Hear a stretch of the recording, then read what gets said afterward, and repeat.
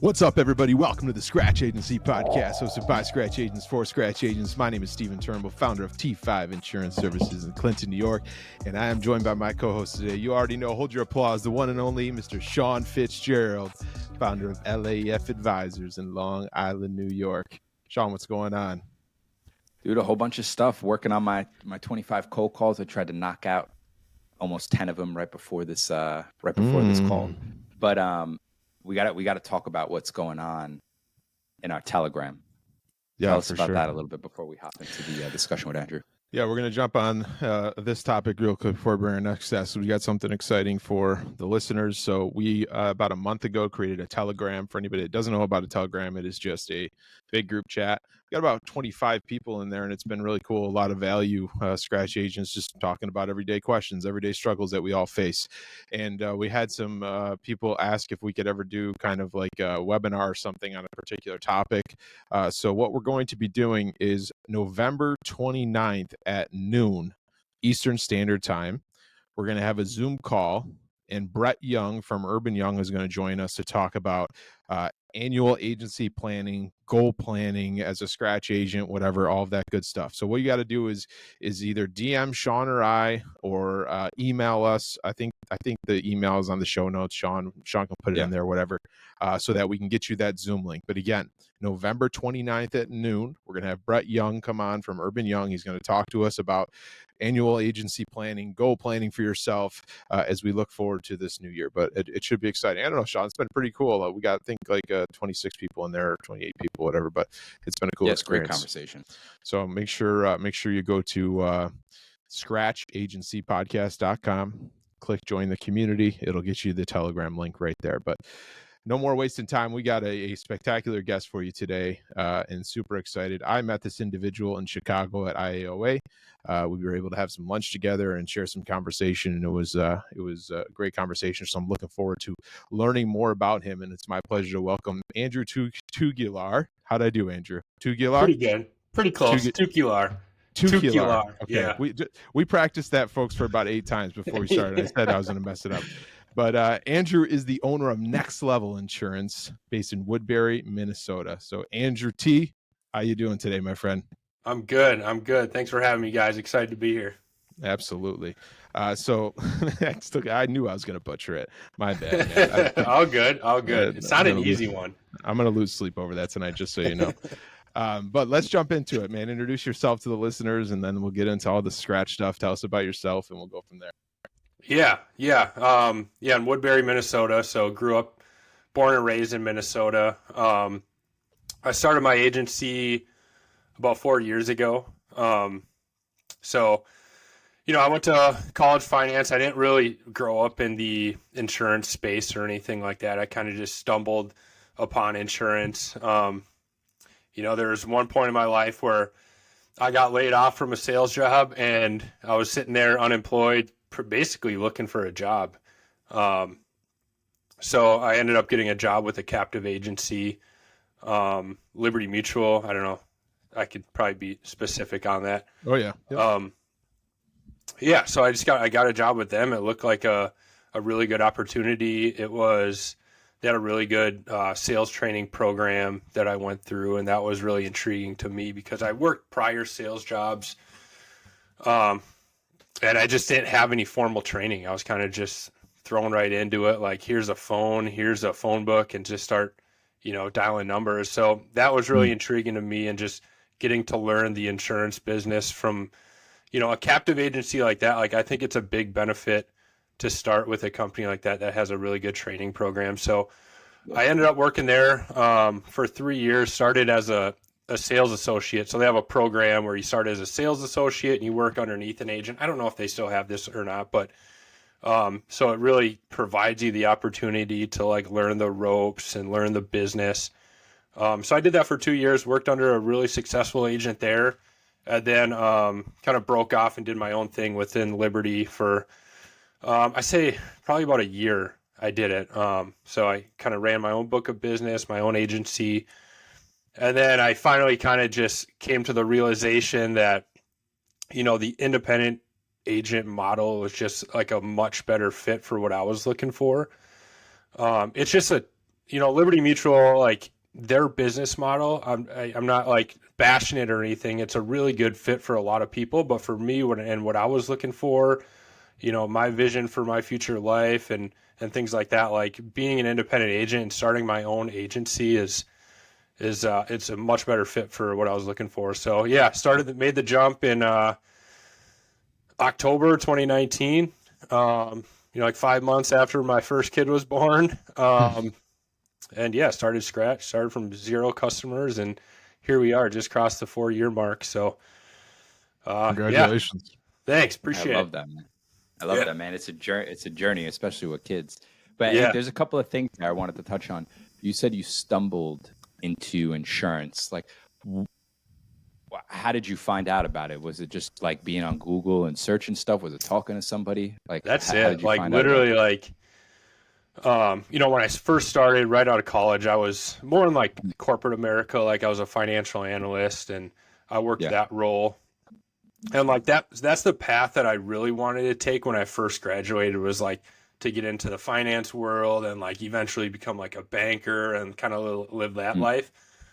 I did that for like 3 or 4 years, and I realized that really wasn't a good fit for me either. Just, the corporate America, climbing the corporate ladder. Because as millennials, like, you guys know how it is. Like, we were always taught, at least I was, like, go to college, get a degree, get a good job, like save up in your 401k, move up the corporate ladder. Yeah, and that's what I ended up doing right away. And like I said, I did that for 3 or 4 years, and I just realized that it just wasn't for me. I was like, I can't, if I want to make a significant amount of money, like I have to work here a really, really long time. And it's not guaranteed that I'm going to make a significant amount of money. So, I just wanted to take control of my destiny. I've always been more entrepreneurial.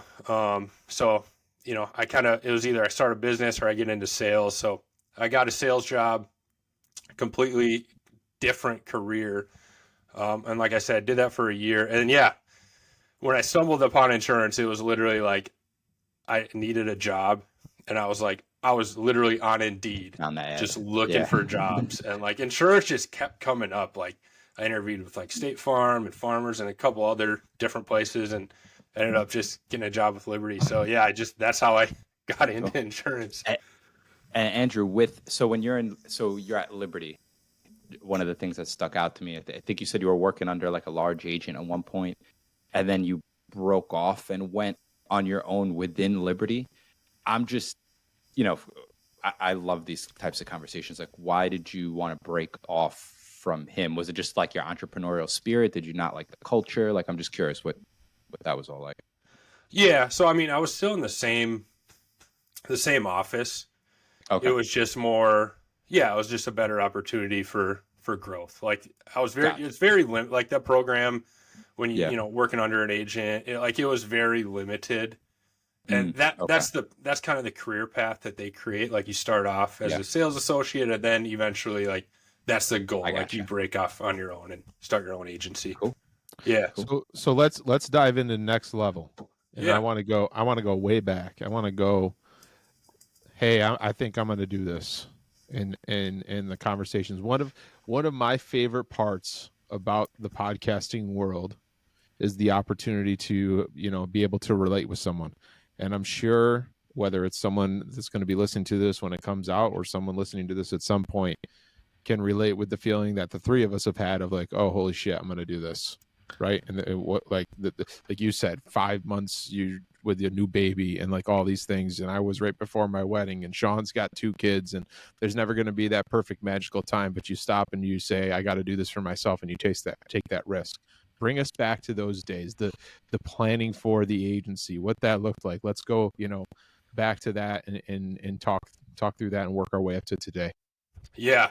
No, I mean, looking back, it was a crazy time. Just like my son was born end of April. My wife, her company that she was working at got bought out. So for like the year prior, she got a big severance for like, and so she wasn't working for like a year. So I was really, she knew that I wanted to start my own agency, and she was really supportive. So like having a supportive spouse was extremely important in all of this. Yeah. And, So really she was starting her new job September 1st. And that's kind of when it was like, all right, we need the health benefits. We just had a baby. Like, we need all that stuff. So let's wait until you start the new job. She had to go, we didn't end up getting benefits until like 30 days after she started. So that's why I started October 1st. And really it was, she was extremely supportive. I was confident in my ability to be successful because at the end of the day, I was already doing, the same exact job. It's just a different company and a different model. But at the end of the day, it's still insurance and you're still selling insurance. So I was confident in my ability to be able to, get policies on the books and get in front of people and write business. And it's nerve wracking. Like, every month you're literally starting at zero. Like, if you don't sell a policy, you're not eating. So it was, but at the same time, it's really motivating. So, in those days, it was literally like, it was very simple. It was like, I need to quote at least 2 to 3 people every day. Because I knew if I quoted 2 to 3 every day, minimum of 2, then I was probably going to close one of them at the time.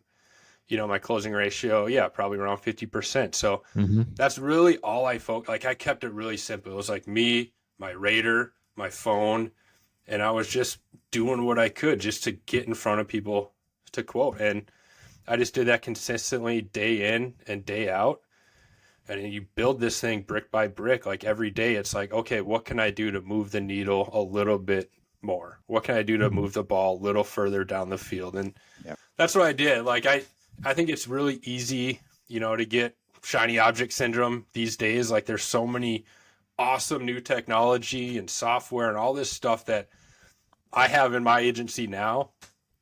But like, at the beginning, like, I didn't have all this fancy stuff. Like, it was literally just, all I was focused on was the next sale. Like, how can I get someone to agree for me to quote their insurance? And I did that just for the first like 2 years, like every single day, just super consistent. And you look back and it's like, dang, this is awesome. Like, what I've built. Yeah. How did you generate some of that business in the early days, Andrew? Was it buying leads, cold calling? What did that whole setup look like for you? Yeah, early days. Yeah, I was buying leads. I was doing a lot of cold calling. Like, I would collect states. I think they're still around, right? Like, I don't use them anymore, but like, I literally just bought like huge lists of collect states, and I would try to make like 100 phone calls a day. Like, because I'm pretty sure it was like, I would make 100 phone calls and I would get like one person or two, maybe 1 or 2 people to like let me quote their insurance.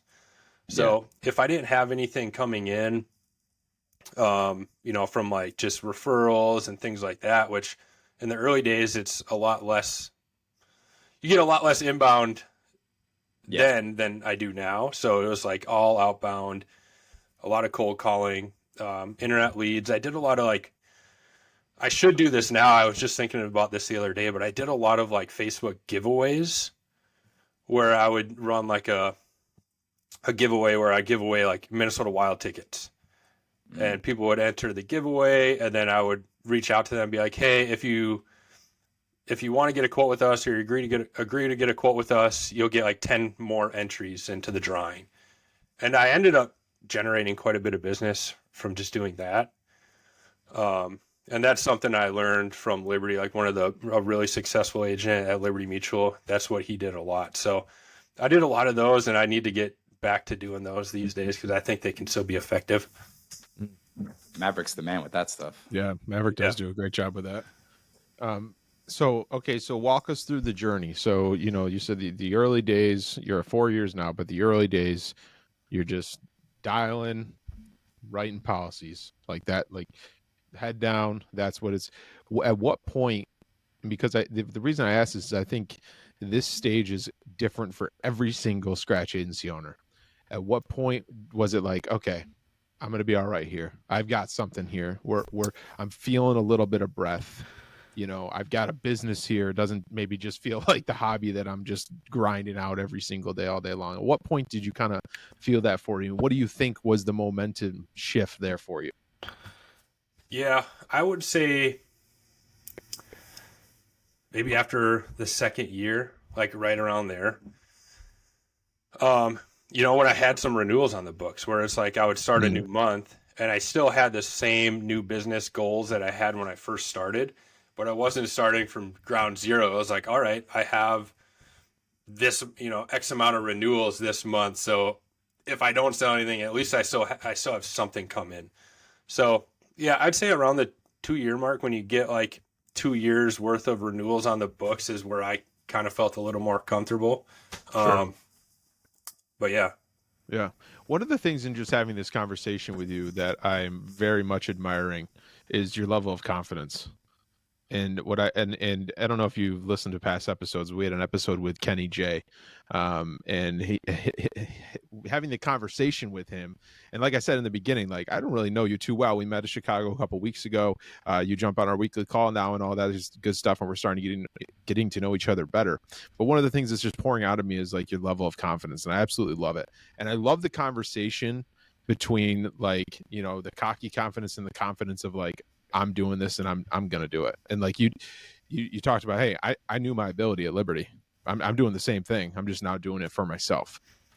Can we, if you don't mind, can we dive into the mental side of Andrew with the confidence of believing yourself and knowing you can do that? And the reason that I ask that is because I know there's people listening to that are struggling with that right now, right? Especially if you're a scratch agent and you're just starting in yourself and it's just you. The game is even that much harder if you don't have a team, if you don't have somebody to give you the high five, whatever it is. And we all have supportive spouses that are the key to it, or we all have supportive friends that are great, but truly someone else there that gets it, right? And it's a lonely place. And we talk about that a lot. What were, through your point of being at 0 to now at 4 years, what were some of the highs and lows and things that you learned along that way? Yeah. I mean, this game, as you guys know, it's a roller coaster. I mean, some weeks you're just crushing it and you're on cloud 9.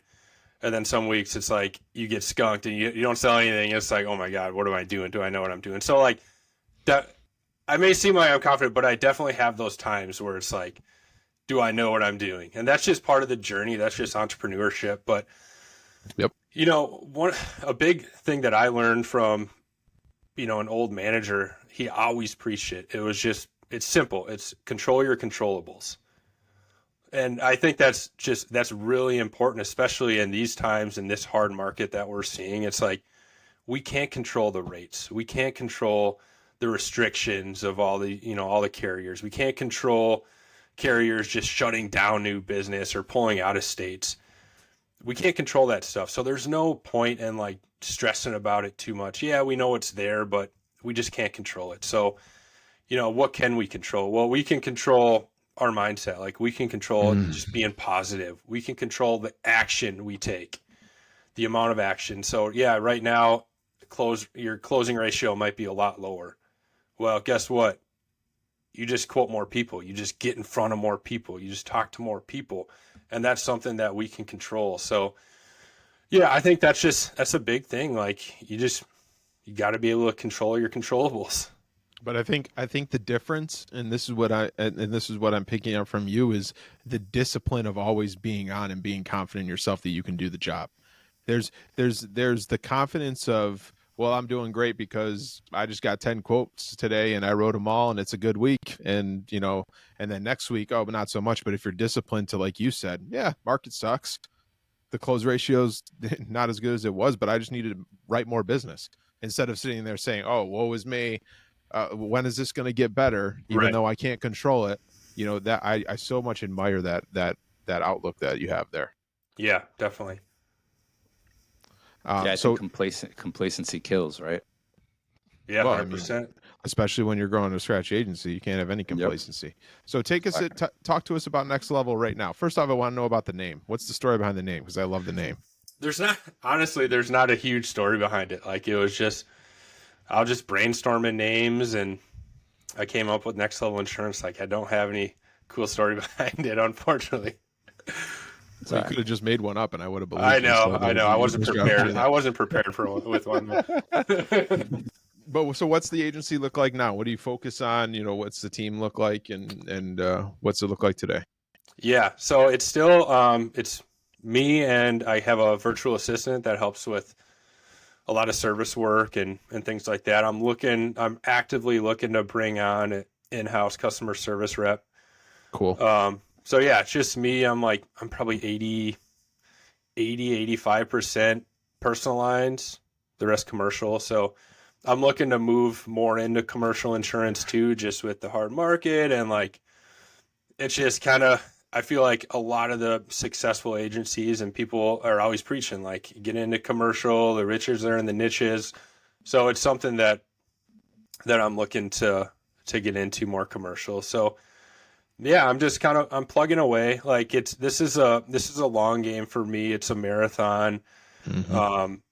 So yeah, I mean, I'm not growing like a crazy amount. Like, some agencies out there, I'm very consistent. Like I try to write like $30,000 to $50,000 in premium per month. And I've been doing that the past 4 years, and it just snowballs. And yeah, would I love to write, go for $100,000 or $150,000 premium per month? Yeah. But I don't know. I just try to live more of a balanced life. Like I spend a lot of time with my wife and kids. Like they're definitely my priority over everything. Like spending quality time with them definitely is a much more priority than business. It's like I spend time with my kids in the morning. They go to school and daycare, and then like they get home at like 4:30, and I shut it down. Like I don't want to work anymore. It's like I'm a dad now. Like, so I put a lot of pride in that. And then, I prioritize like fitness too. That's important to me, and just being healthy.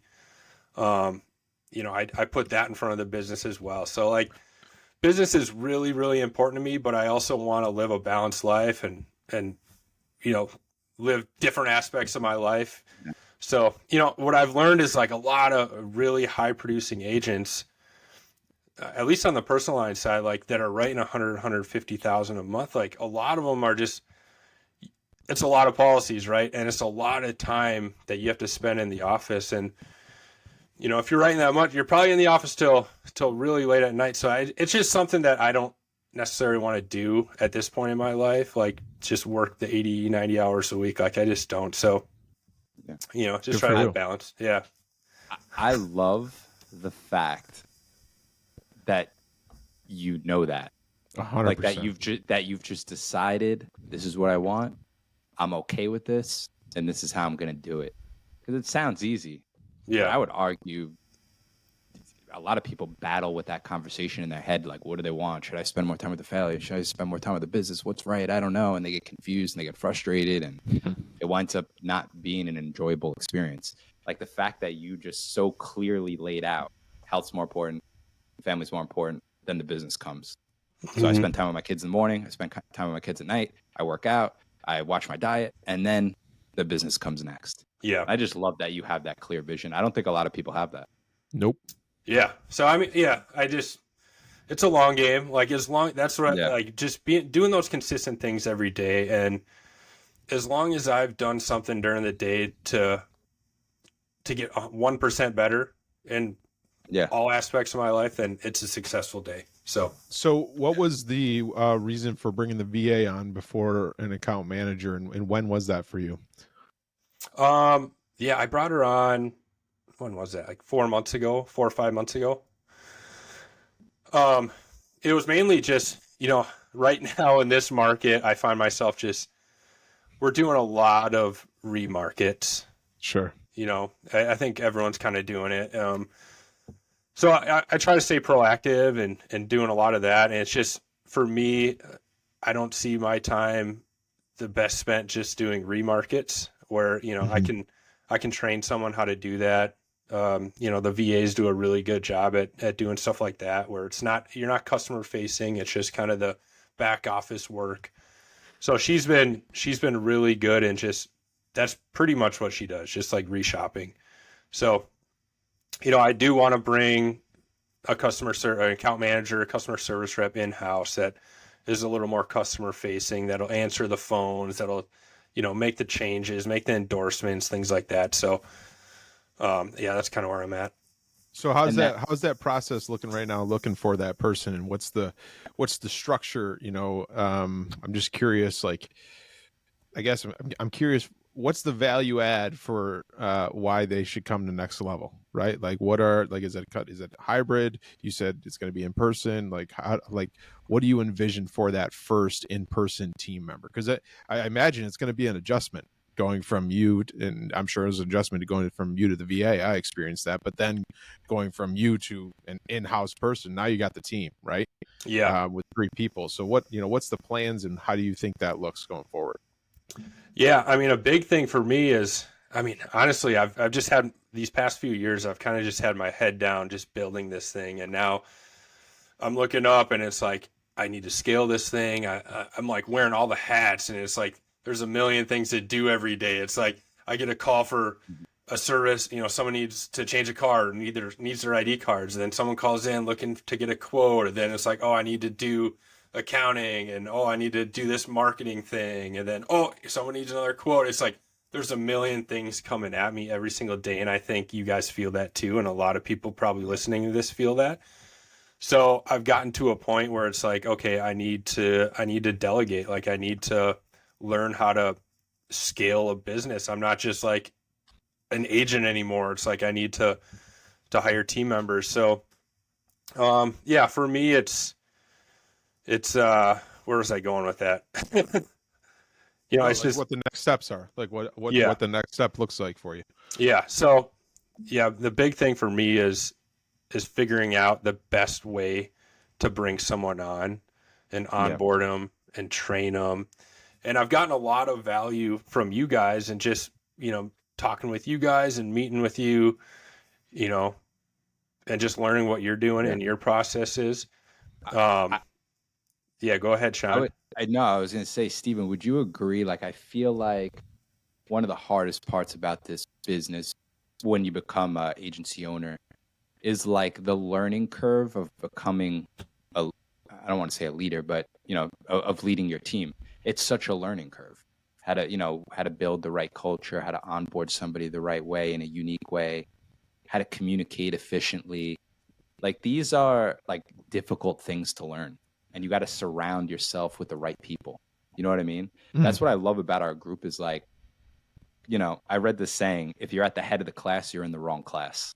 Mm-hmm. And that's what I love about these groups and Brett Young and Louis Gazatua, who always helps me. Like, I'm always just trying to surround myself with better people so I can learn from them on how to do the things I need to do. But dude, leadership is hard, Good artists borrow, great artists steal, right? I mean, there's so much opportunity to pick people's brains on different things. I would say, Sean, to your point though, like for scratch agents specifically, like do the preparation now. We talked about the discipline of doing the things, like prepare for that person when you say, man, it would be great if I had Susie in the office to do this task.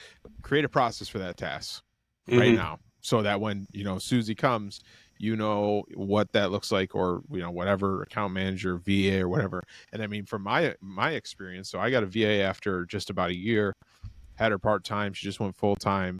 But the biggest benefit to me having the VA was not the VA actually doing the work. The biggest benefit was it forcing me to create the processes and procedures, forcing me to make sure that I'm creating the day for her so that she has a successful day, and all, and that it works for everybody. So that has been the biggest benefit, because that there's no option but to do it, right?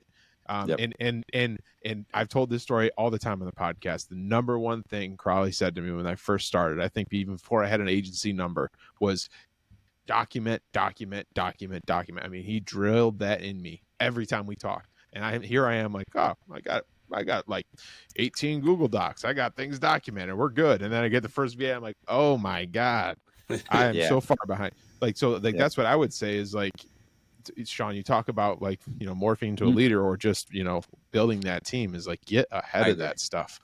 Yeah, I would tell you too, and Brett told me this the other day, which I thought was really, again, it might seem like a simple thing, but maybe we don't always think about it, is if you're hiring if you're hiring this new person or delegating tasks to somebody else, don't just do it to give it to them. Do it because it's going to free you up to do other tasks that'll help grow the agency. So like Andrew, in your case, you'll have a CSR that you can help that handles, the phone calls, that you can have them remarket and do renewals and stuff.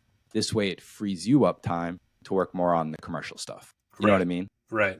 So yeah, that's a big thing. So like now I'm starting to do the training videos like you guys are doing, and like, yeah, and I wish I would have done that earlier, but it really is. It's now forcing me to do that because now I'm stepping. Yes. It's a totally different aspect of just running a business. So yeah, that's what I'm getting into now.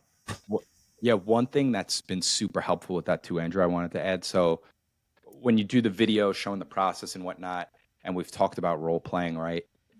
Role playing, I find to be one of the most efficient. So what I'll do is I'll have the process on how to quote with a certain carrier, right? But then when I do the role play, I'll get on the Zoom call with the VA or the CSR, whoever it is, right? And record the Zoom call as a training session. And we'll say, all right, Anna, you go ahead, quote this, share your screen and go through this quote with me. And she'll go from start to finish, and I'll make you just change this over there, do this a little bit different. And this way it's like a recorded training session that other people can also see in the future. So that's awesome. I just wanted to add in there that I found to be super helpful. Yeah, definitely. Well, that way the process is created. Yeah. Right there. Andrew, what does the future look like for Next? Next, like what I think I would venture to say from everybody that I remember having on the podcast, you seem to have the clear vision of kind of what, like you said, like going back to the thing about, hey, my family's important. I love that. Because you know what else? Because what all we do is on this show is talk about the long hours and the sacrifice and this and that. And no, you're like, no, my family's more important. My health is important. Then I worry about the business. And like, I know my goals. I know how to be consistent with the discipline. Like, what does it look like for you next? What's those next steps look like? Yeah, I mean, for me, it's scaling. So, like I said, I'm looking to bring an account manager on now. What I see in the future, I see myself eventually getting out of like the sales process, like getting out of quoting and binding, where I can work on the business instead of in the business, where I can work more on hiring and the technology and the processes and kind of like what we're all trying to get to. I think a lot of people have that goal of getting to that point. So that's kind of where I envision myself, is running more as the CEO of a company where, and I'm out networking and just generating leads and be able to feed leads to producers and be able to get a well-oiled machine going. Right now is kind of like the personal lines. Like I want to get that personal lines department like a well-oiled machine. I want to get the CSR, the account manager going, and then eventually bring on a producer. So if I get any personal lines leads, it's like I'm just feeding them right to the producer.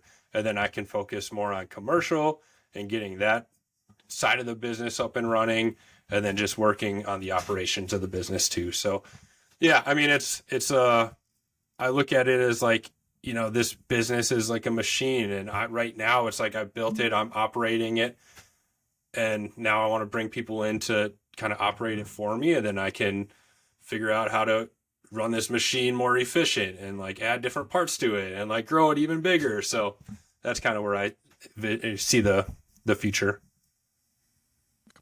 What over the last 4 years has been the biggest struggle for you that you didn't foresee? That's a good question. Yeah, I would say like I've ran the agency like by myself for a really long time. I feel like I've been wearing all my hats. Like I feel like I've definitely grew at a pace probably slower than most. So at the first year, 2 years, like it was literally just like all I had to focus on was sales, because like I didn't really have a whole lot of service. I didn't really have, other aspects of the business. It was like, dude, just all we have to do is just grow this book, just get policies on the book. So now at this point, it's like I said before, it's really, it's busy. Like I'm wearing all the hats, and like I'm just reacting to a million different things. So it can be difficult to stay focused on one task during the day when you just have you kind of react, and your phone's ringing, your email's going off. And So I think just being able to stay organized and like stay focused is sometimes it's a struggle, and you get caught up and you're like, oh, I feel That's a like great I'm in a point. good spot. And then all of a sudden, like another avalanche comes and you end up getting buried again with work. And then you're digging your way out. And then it's like, all right, I'm good. I'm out of this thing. And then it's just like, it's a constant battle. So yeah, I'd say just, trying to just stay on course, which, I mean, that's the journey. I mean, it's the journey. It's like, there's ups and downs, and as long as you're moving forward, you're pushing forward, then you're in a good spot. Yeah. That sounds familiar, Sean. Yeah. Oh yeah.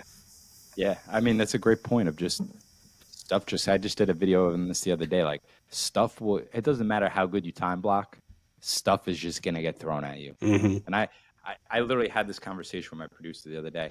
Oh, I'm going to time block every day, 1 hour for cold calling. And this is how I'm going to do it. And I'm not going to take any calls or answer any emails unless there's a major fire. The first day I blocked an hour out, I got like 4 or 5 different fires. I had to stop like 30 minutes into what I time blocked for. And I'm just like, this is a perfect example of, just getting a wrench thrown into your plans on a consistent basis. It's hard, man. Yeah, it's tough. It's tough. And you got to figure out like a way. I think like as you grow and get busier, you're probably at that point because you're 4 or 5 years in, like you got to just start eliminating certain distractions. Am I scrolling on social media too much? Steven was talking about that the other day. Am I watching too much Netflix? Am I, I used to play video games before I opened a scratch agency. I haven't touched a video game in years. Yeah.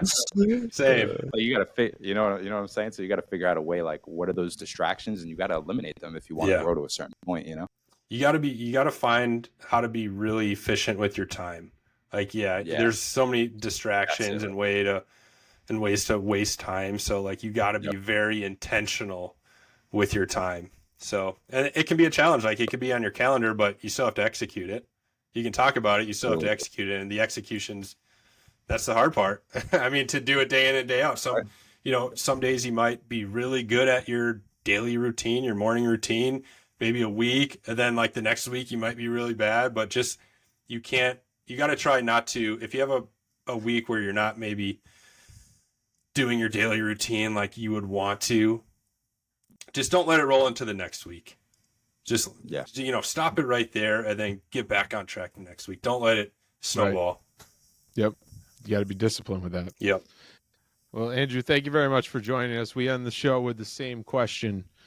If you had to go back tomorrow morning, you start over at 0. What is one thing that first comes to mind that you would do differently that you've done over the last 4 years? Differently. I would probably starting commercial a little earlier, like when I first started out, like I was strictly like, I was just going right after personal lines. These days I'd probably pick a commercial niche and just become a master within that niche and just go after it.